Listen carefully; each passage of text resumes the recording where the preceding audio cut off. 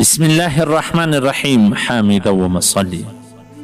محترمینو، یو محترم ورور دا پوښتنه کړې ده چې زموږ دلته یو ملګری دی، هغه دا خبره بار بار کوي چې کاش شراب حلال وای نو ښه په عامه به موږ څښلی، نو په دې الفاظ سره خو به دی کافر کیږي نه. دا څنګه خبر؟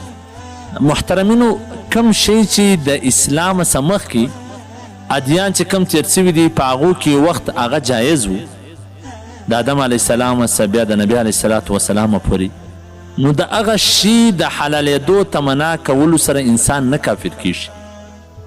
لکه شراب مخکې جایز ولا حلال ولا خلکو خوړله، د نبي علیه الصلاة وسلام د صحابه کرام رضی الله عنهم اجمعین په هغه اوله شپو کې شراب په خلکو څښله، بعد کې حرمت رالی، نو ځکه په دې سره دی نه کافر کیږي.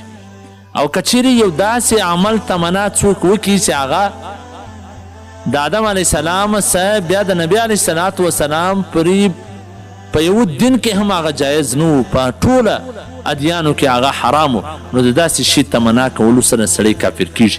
لکه زنا، ناحقه مړی، دا د هغه وخت څخه د آدم علیه الصلاة وسلام د زمانې څخه حرام وله، نو ځکه د دې د حلالېدو تمنا کولو سره انسان کافر کیږي. خو البته د داسې الفاظ ویلو څخه ځان ساتل پکار دی، اگر چې په دا الفاظو چې شراب که حلال وی ښه وی کافر کیږي نه، خو بیا هم د دې څخه ځان ساتل پکار دی، ځکه په شراب کې به یو علت وي چې الله پر دې امت باندې حرام کړ. دې امت ته الله هر هغه شی ورکړي چې ګټه پکښې وه، د هر هغه شي څخه منع کړي چې تاوان پکښې و. نو پکار دا ده چې د الله جل جلاله د حکمتونو د نعمتونو شکر ادا کو، نه ناشکري.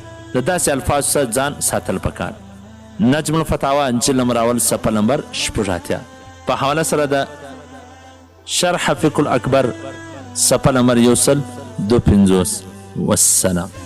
ستاسو د دیني او شرعي پوښتنو جوابونکی مولوي عبدالرحمن سلیم صاحب.